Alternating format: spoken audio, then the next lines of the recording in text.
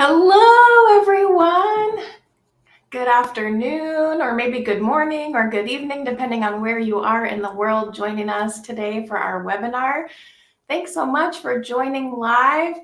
I see so many people jumping into the comments already. Hello, greetings. So nice to see you. Thank you for being here. You'll see the option for live captions. If that's a resource you'd like to take advantage of, there's a link there for you. And we'll get started with our webinar. Hello, greetings from Colombia, from Peru. Nice to see you. I see friends joining from Texas. Hey, welcome. Thanks for being here. Hello, I see some familiar names and teachers joining again. Welcome, everybody. So today our webinar will be focused on some tips for returning back to school. I understand that, especially if you're in Peru and perhaps in other countries, you're still on vacation right now, holding on to those last few weeks or days of your vacation before going back to school. Good afternoon, hello. So today I have 5 tips for you as you prepare to get back to school with your students. These tips are applicable for if you're returning in person, but we'll also talk about if you're not returning in person in case you are staying online, depending on where you're at. Thanks so much. Oh, I love these comments. Nice to meet you all. If you joined last month for the January RELO webinar, you met me last month. My name's Katie. I'm an English language specialist. I am joining you from Seattle, Washington, from the state of Washington in the United States. I love to see where you're all joining from. From Argentina, welcome. So many from Peru. I have a webinar for you today that encourages you to jump into the comments, into sharing your ideas. This little blue circle on the screen will remind me to ask you to share your ideas in the comments. So get ready, because as we're preparing to get back to school, I have some tips for you, and then I hope you can share your ideas with me too. So before we jump into it, I want to remind you that these RELO Andes webinars happen every month on the 3rd Thursday of the month. So make sure that you pay attention on Facebook to see the webinars that are coming up each month on that 3rd Thursday.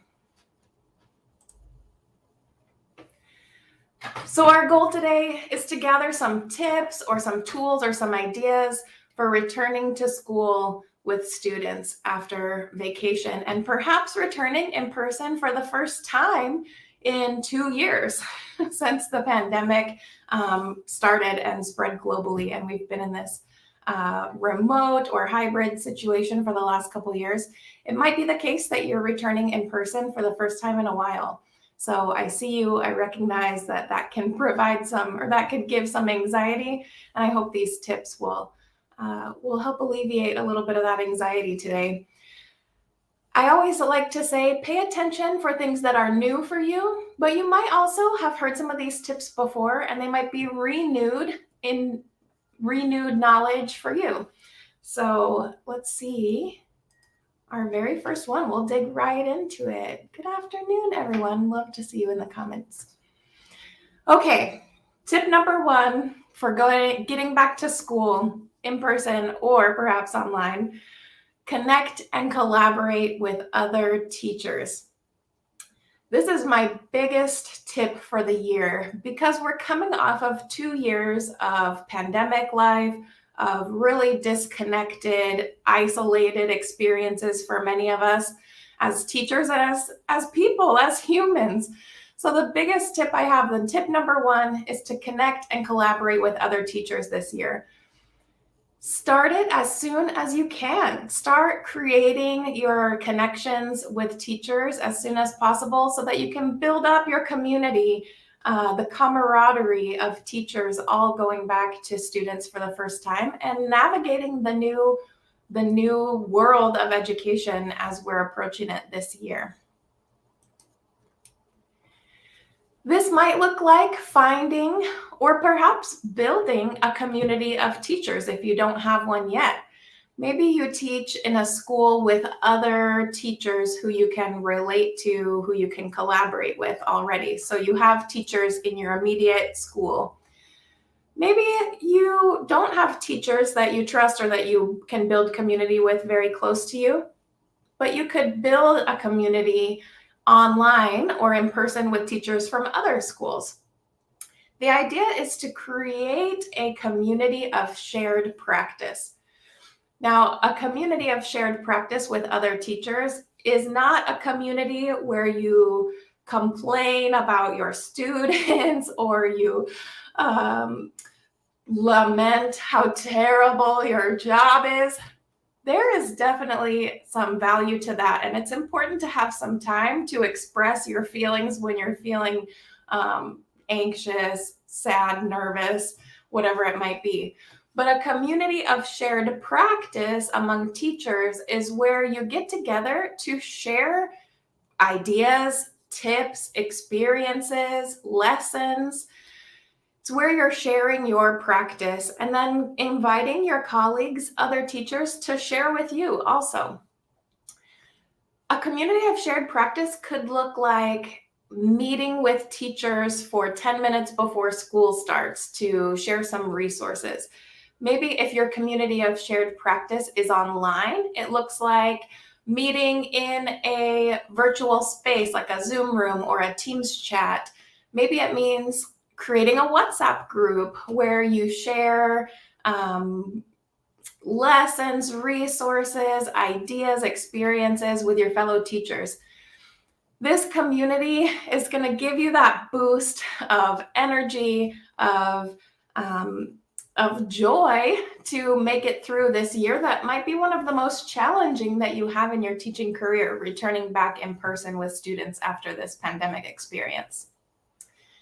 My final idea about connecting and collaborating with other teachers is to be a teacher pirate. What do I mean by that? We know that pirates go out and hunt for loot and they get the treasure, right? They steal from other people. Well, a teacher pirate does not create everything new. A teacher pirate goes looking for things that they can use that other teachers have created or other teachers have tried and it's worked for them. When you have a community of teachers together, you can be that teacher pirate and say, hey, I am teaching about nouns this week. Does anybody have anything you can share with me from when you've taught about nouns? Tell me, send me your resources. Let me have some of those treasures. So sharing among your community of practice with other teachers is a really important part of getting back to school and getting back in person with your students. So here's your opportunity to share with me. Jump into the comments. Who or maybe what might support you this year as you're returning to school with your students?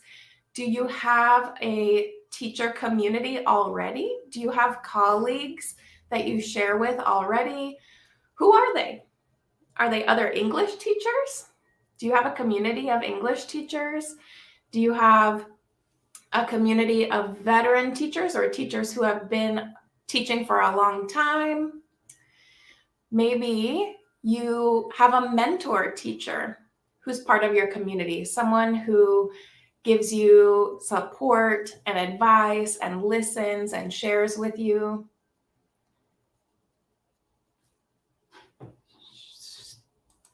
Thank you for sharing. For me, when I'm building a community of shared practice, I like to look for teachers who have a similar motivation level as me. So someone who is really encouraged to do the best they can for their students and they're looking for new resources. Oh, I see your director, your colleagues, and your friends. Definitely, all those people can be part of your community of shared practice. Your colleagues, your friends, people who support you. Thanks for sharing.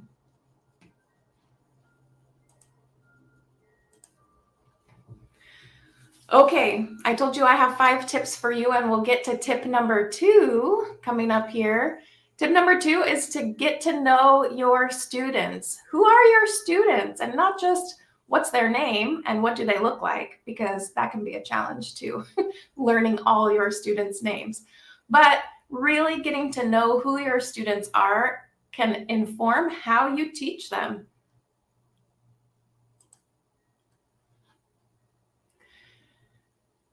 Oh, I see in the chat box some great comments about communication with your support teachers. Definitely asking other dynamic teachers for support and advice.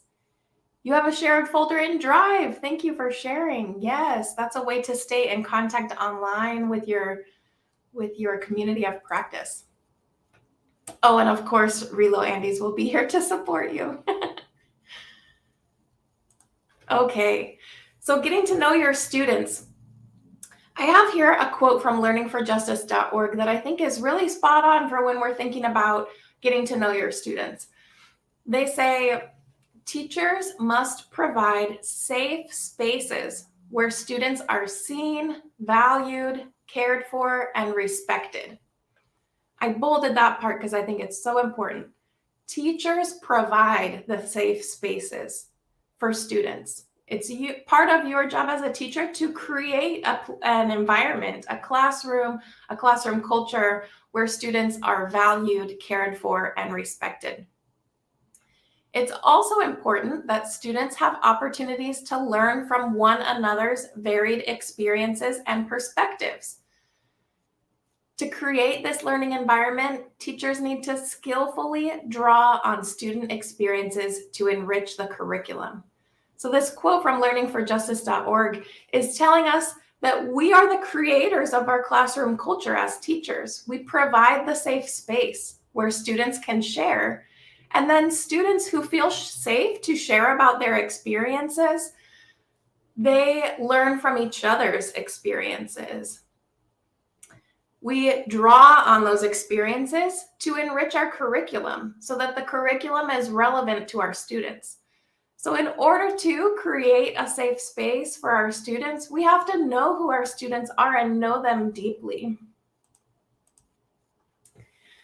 The first tip for getting to know your students is to study the community that your students come from. Ideally, you know this community because you're also part of that community. I love to see teachers who teach in the community where you also are from or where you live. Sometimes that's not the case. Sometimes teachers commute to where they teach, and that's okay. So then it becomes your responsibility to study the community. Study the community that your students are from and get to know what kind of community is this? What are the families around? How are they involved with the school? How far do my students commute? Do my students have access to resources like technology, like internet at home? Knowing the community can help inform what you know about your students. My second point is to create space and safety for students to share. This is an integral part of having an effective classroom culture. If your students don't feel safe in your classroom, not just physically, but emotionally or socially to share, then we won't be able to get to know them. They will shut down and be unavailable to share their experiences. So one way that you can create that space and safety is to listen and model non-judgmental dialogue. When we listen to our students, we invite them to share. If they know that they're going to be listened to, they're more likely to share. Definitely, it's necessary that students feel confident. That is a big deal. Thank you for sharing in the comments. We can also model our non-judgmental dialogue. Dialogue is greater than a discussion or a conversation. Dialogue is a back and forth. That's why I wrote here, trust begets trust, which means if you trust your students, it's more likely for them to trust you. It's reciprocal, a reciprocal relationship. So as you share and model that dialogue, as you listen to your students, you're building trust that begets trust. And that's how you start to build your safety in your classroom. I skipped a little point in the middle. It says, pay attention to social and emotional changes. This is another big part of returning to in-person learning this year. After 2 years of, like I said, isolation, perhaps some tragedy and some trauma for our students and for teachers also, we're going to see some social and emotional differences in our students this year. Pay attention to those changes, to what you notice from your students. It might give you an idea of how safe they're feeling in your classroom, in the school, or with their classmates also. And what we're going to hope for is seeing a pattern over time of how our students are acting or reacting socially and emotionally after this pandemic experience. And that'll inform the future of education, not just for us in our schools, but the system as a whole. So getting to know your students is so important. It's a tenet of building classroom culture. It's important for culturally responsive education also. So tip number 2, get to know your students. So here's my question for you. Please share in the comments. How do you build trust in your classroom? What kind of tips do you have for us? How do you build trust? Oh, I see. It's magic when you get to discover a student that others can't see. Oh, that's beautiful. You're right. When a student opens up to you and shares themselves, their experiences, that is really special. You build trust by being honest. Yes. Like I said, trust begets trust, right? If I'm honest with my students and they know that I'm going to be honest, it's more likely they'll be honest with me too. Sharing and being sympathetic are key now more than ever as we're going back to classrooms. I absolutely agree. Sharing and being sympathetic, empathetic are definitely key in this year where everything is going to feel different for us going back in person. You build trust by being honest and truthful. Thank you. Yes. Oh, I see Jessica says, students need to have some information about me as their teacher. I agree. I think it's okay for teachers to humanize ourselves and to share a bit about yourself with your students. Many teachers like to give students surveys at the start of the school year where they ask them some information about them. And sharing about yourself invites them to share about themselves. Yes. Oh, that's spot on. Share about me and invite them to share about themselves. Exactly. Sure. I see Karima instructing them to write a few sentences about COVID-19. Sure. Let's have some open conversation about how this felt, right? How it felt to be in the last 2 years of COVID pandemic isolation and online learning. We're going to have to process some of that stuff. You build trust by having a positive attitude. Thank you for sharing. These are tons of great ideas in the comments. Keep them coming. And as we move on to tip number 3, which is encourage a growth mindset. I'd love to see those comments keep coming in. Thank you. Encourage a growth mindset. A growth mindset is achievable for our students and also for us. I'm going to share an image. This is my favorite image. There are tons of resources online about a growth mindset and the difference between a fixed and a growth mindset. This one is my favorite. And for the life of me, I cannot find whoever created this image. So if you happen to find it, please let me know, because this is my favorite one. It shows on the left the fixed mindset student. So imagine a student who has a fixed mindset generally embodies these sorts of traits as the student you can see on the left. A fixed mindset student thinks that talent is inborn, which means you are born with the talent you have and you cannot change it. You can't get better. It just is what it is. A student who believes that you're born with your talent, that your talent is inborn, these students often avoid challenges. Fixed mindset students don't want to engage in challenges because they don't think that they can get better. These students also give up really easily. Same reason. Someone who thinks, I am how I am, I can't get any better, I can't grow. When they have a fixed mindset, what's the point of engaging in a challenge? You might as well just give up. That's the fixed mindset speaking. Fixed mindset students also see effort as temporary, like, I'll put in a little bit of effort, but just for a minute because it's not worth it. Students with fixed mindsets get frustrated or they ignore any feedback. They get frustrated because they don't think they can get any better. They're threatened by other students' success because they believe you're born with however you are, your talent as it is, and you can't get any better. That's this fixed mindset student. Now, my tip is to encourage our students to have a growth mindset. So let's see the other student on the right side, what that growth mindset means. A student with a growth mindset believes that their ability can be developed. So they are capable of growing and learning. They want to learn, they want to improve. So a student with a growth mindset embraces challenge. A student with a growth mindset pushes through those challenges and those setbacks. They want to engage in the challenge because they know they can get better, they can improve and learn. A student with a growth mindset also believes their effort is most important. They think, if I put in effort, I can grow and learn.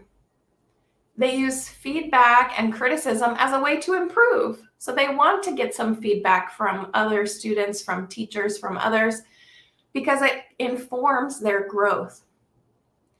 And then finally, a growth mindset student is inspired and learns from their other friends or colleagues or teacher success.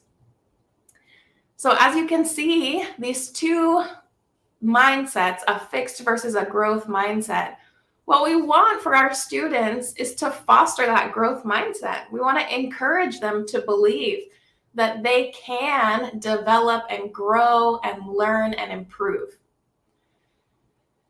This can be really difficult if you have a student who is stuck in a fixed mindset, a student who is stuck believing that they cannot grow, that they are just how they are, and that's how it is. So my biggest advice for encouraging a growth mindset is to think about how we talk to students and how we can change how students talk to themselves, our internal dialogue and external dialogue to students. So I have some examples for us to illustrate what I mean by encouraging a growth mindset. Maybe you've heard some of these sentences from your students. A student with a fixed mindset might say, ugh, this is too hard for me. This is too hard. That sentence shows a fixed mindset because the student doesn't believe it's going to get any easier. So when we hear a student say, this is too hard for me with their fixed mindset, we can share with them a new phrase that will change their internal dialogue towards a growth mindset. Instead of saying, this is too hard for me, we can say, this might take some time and effort, but I can do it. That shift from fixed to growth mindset is how we express to our students that they're capable, that they're able to learn and grow. Oh, I see in the comments, the power of not yet. Yes, exactly. Maybe not right now, but not yet. You just need some more time and effort, and you're able to do it. Here's another example of how we can change that dialogue from fixed to growth. Maybe you've heard students say this, I'm not smart enough for this, or I'm dumb, I'm stupid, I'm not smart. It breaks my heart when students believe this about themselves because it's a fixed mindset. It shows that they think that they just were not born smart. That's not who they are. And that's not true. Our students are capable of learning and growing. So when we hear a student say something like this, I'm not smart, we can change their dialogue by encouraging them. I can learn how to do this. You can learn how to do this. So either modeling that phrase for our students, or even telling them when they say, I'm not smart enough for this. Yes, you are. You can learn how to do this. That's how we change from that fixed to a growth mindset. Maybe you've heard students say, oh, I give up. Forget about it. I give up. I can't do it. Well, in that moment, we can encourage our students, try a different strategy. Don't give up yet. You can do it. Just try a different strategy. There are other strategies out there, and I'm here to support you. That's how we can talk to our students. And here's my last example. A fixed mindset student might say, I made a mistake, so I'm a failure. I made a mistake, so I am a failure. That's who I am. I can't get better. But I always encourage students towards a growth mindset by saying, mistakes help me learn. Everyone makes mistakes. Everyone makes mistakes, and mistakes help us learn. So let's keep trying. We'll try a different strategy. So hopefully you can see from these red fixed mindset phrases to these green phrases, ways that we can model a growth mindset for students, or even give students the language to say, I can learn to do this. I can do this. It might take some effort, but I can do it. Now, something worth considering is we don't always go from a fixed mindset to a growth mindset, and that's it. You just make one shift in your life, and that's it. Sometimes we waver between fixed and growth mindset, and our students are the same. Sometimes students have a fixed mindset one day when they're having an especially rough day, and then the next day they have a great growth mindset. Now, as a teacher, think about yourself. Reflect on yourself for a minute. You're on vacation, you're preparing for next year. Do you consider yourself in this moment to have a fixed mindset or a growth mindset about teaching this year? Are you coming in with an idea of, oh, this is going to be impossible. This is going to be a hard year. It's not going to get better. Maybe you have a fixed mindset. Or are you going in with, this is going to be a tough year and I can do it. I am the teacher my students need, and I can be there for them this year. We're going to make it through. We're going to get better. Maybe you have a growth mindset. So share with me in the comments, how do you feel? Do you have a growth mindset or a fixed mindset? Oh, I see a question. Do you think it's better to teach the growth mindset to our starter students in their own language? Ooh, this is a great question. It definitely gets to the level of where your students are at, right? If your students are in level 1 of learning English and they won't understand the language in English, then of course you'd want to encourage them in their native language. Give them that encouragement, those phrases that I shared. Everyone makes mistakes in their native language, or you can do it in their native language. I think that's very appropriate. But as your students grow to other higher levels of English and they're getting the language a little better, then I teach them those phrases in English, include it in your lesson, so that they know when you say to them, you can do it. Put some effort. You can do it. You can learn and grow. They know what you're saying. Yeah, great question. Oh man, I see so many growth mindsets in the chat box. And I know that you have a growth mindset because you're here watching a webinar wanting to learn and grow, right? That's a great indication. Let's see. Oh yeah, lots of growth mindsets. Feedback and communication is essential to build up confidence in our students, definitely. I'm so glad you have growth mindsets this year. I see this year is full of challenges. I'm eager to start. So you have a growth mindset. I agree, you do have a growth mindset.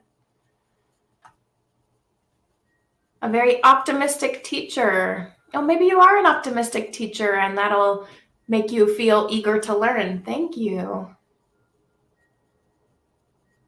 Oh, I see some people are familiar with the growth mindset term. I'm so glad that you've learned about this before and you can keep encouraging a growth mindset for your students. Okay. I have 2 more tips for you. Here's tip number 4 for going back to school this year. Collect and use your student data. I know as a teacher, sometimes data can feel so overwhelming. It's like, who am I? I don't want to be doing research on my students. I'm just trying to create a lesson. But student data can be something that informs our teaching every single day in a really informal and easy way. I put right on this tip page, this tip slide, the green, yellow, and red thumbs.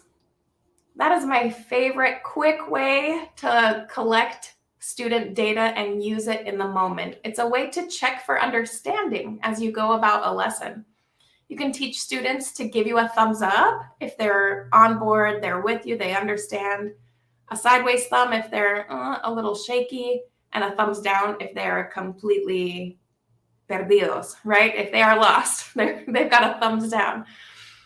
This is a quick way to have your entire class of 20 or 40 or 60 students show you very fast how they're responding to the lesson, and you can adjust in that moment. It's a data tool. It's a way to gather data from your students. So I'll give you a couple other ideas. One way to collect student data is to give pre-tests or pre-surveys. What that is giving your students an opportunity to show you what they learn or what they know already. So imagine I'm going to start teaching my students about the simple past tense, where we've made it through the present, we're going to go to the simple past. And I have a hunch, I imagine some of my students might know a little bit of this already because they're really involved with the English language, they love to learn. So I might give a pre-test to my students to see, what do you know already about the simple past?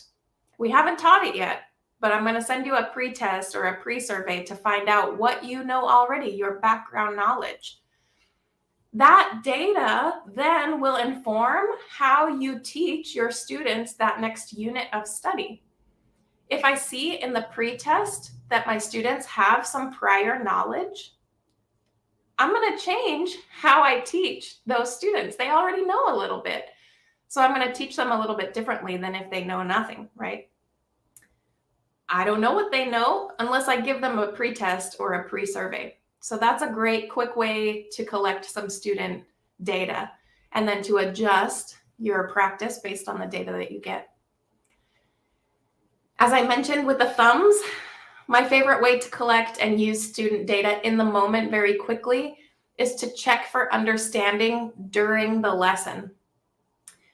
You should not get to halfway through your lesson and be wondering if your students are with you or not, if the students are understanding. Check for their understanding frequently throughout the lesson. And that data will inform then what you do. So that's how you use the data. If you use the thumb test, for example, and you see most of your students thumbs down, completely lost, you're going to change what you do for the second half of the lesson, right?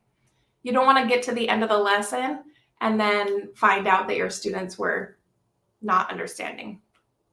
There's other simple ways to check for understanding. It could be something like a turn and talk. You tell your students, turn and talk, summarize what I'm saying, or teach the person next to you. And as you walk around, you can listen in and get to know if your students are actually understanding.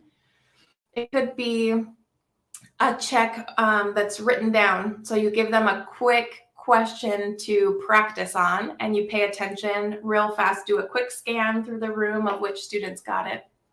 But checking for understanding during the lesson is a really quick and easy way to use that data. And then, of course, we collect data through exit tickets, through exams, through oral check-ins, lots of different ways to collect data. The important half of this tip is to use the data once you've collected it. If you get a bunch of exams back and the students did terrible on the exam and you just say, well, okay, too bad, we have to move on, you're not using the data. If you get the exams back and the students did terrible, you need to adjust your practice, go back and reteach. Yes, we can collect student data in order to know what does or doesn't work. Exactly. It's feedback for us when we use student data. It lets us know what we need to do as teachers to change our practice. So that's why tip number 4 is collect and use student data. So here's my question for you. How do you experience data? You're welcome for the suggestions, Elba. How do you experience data? Are you a data-driven teacher? You love data, you like to collect student data. Maybe you experience data as not your favorite thing. Not so much for me. I'm not a very data-driven teacher. So share with me in the comments. Reflect on your own practice. Do you think about student data? Do you give your students exams? Do you give them check-ins? Do you check for their understanding with the thumbs? Or maybe with the give me a 5 if you're 100% you understand, a 0 if you're totally lost, or somewhere in between? What do you think about data? How do you experience data? I see a comment, collect, use, and shared student data with colleagues. Yes, Jose, this could be a piece of your community of shared practice, especially if you share students across teachers. So imagine you are the English teacher, your colleague is the math teacher, your other colleague is the history teacher, and you all share students. You can share student data for sure. Using exit tickets a lot. I use exit tickets a lot also.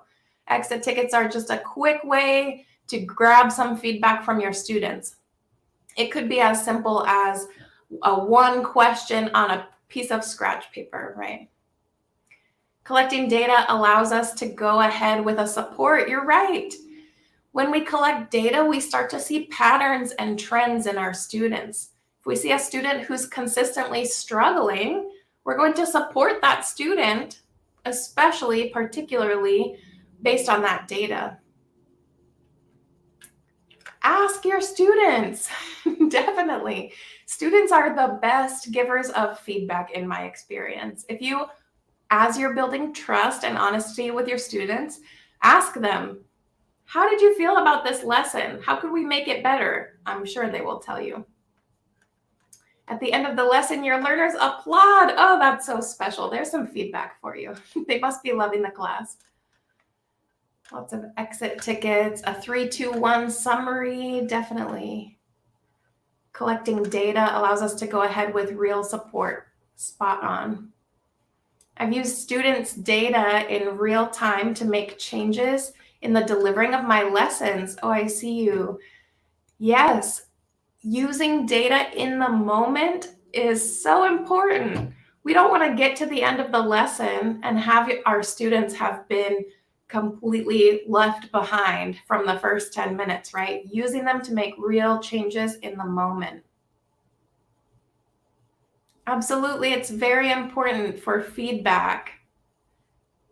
Students can understand their errors and correct them. Yeah, you're right. It's reciprocal feedback. Thanks for all these great ideas. I see that we have some data-driven teachers here joining us live. Thanks for sharing those. Okay, we're on the very last tip for back to school. This is an important one. Make time to reflect and adjust. Oh man, being a reflective teacher takes time. It takes time for you to take that space, look at your lesson, look at your student data, look at the information you're gathering about your students, and reflect on your teaching practice. If you joined last month in January for the webinar, the whole webinar was about reflecting on what we've learned these last 2 years. And we could spend hours reflecting as teachers because it's so important to reflect on how we are engaging our students and then adjust our practice based on that reflection. So tip number 5, make time to reflect and adjust. Reflecting and adjusting can take a lot of different forms. Maybe this is a check-in just with you and yourself. So at the end of your long teaching day, you take 5 minutes to think about some of these questions, or maybe just one of these questions. Maybe you're thinking, what went well in this lesson and why? How do I know that it went well? Were the students responding? Do I have some data to show me that they got it?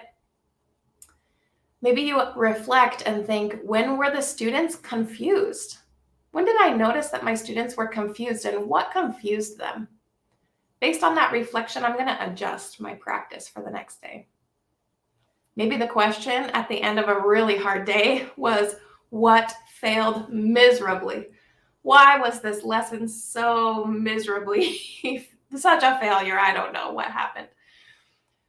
For me as a teacher, I would do some reflection with myself, and then after school, I would call my mom in the car, sometimes crying, and I'd say, Mom, I had a really tough day. My students didn't get my lesson. It just failed miserably. And she would help me to talk through, what was it that failed miserably? Why? What happened? It's okay to reflect and adjust with your support system also. The big question, bringing together tips 4 and 5, what does the data show? So look at your exit tickets. Think about those checks for understanding. What does the data show you to inform what needs to happen next, how you need to adjust? So when you're thinking about adjusting your practice, the questions might be, what do I need to re-teach in a different way? I taught it one way. The exit tickets show me that the students didn't really get it. I need to reteach it. So how do I reteach it in a different way? How will I teach it differently next time, right? That's how you take the information from your reflection and adjust your practice. Oh, I see your great reflection question. Why is this working great with group A and not with group B? What is the difference in these groups of students, or what is the difference in my practice that's making me see this data, these results? If you love teaching, you'll be ready to reflect and adjust. Definitely. Reflecting and adjusting is worth it if you're a teacher who cares about teaching and cares about your students, right? It does take time, but it informs the future. Action research. Oh, you're speaking my love language. I love to conduct action research in my classroom, and we could have a whole webinar just about action research because it's so fun and important.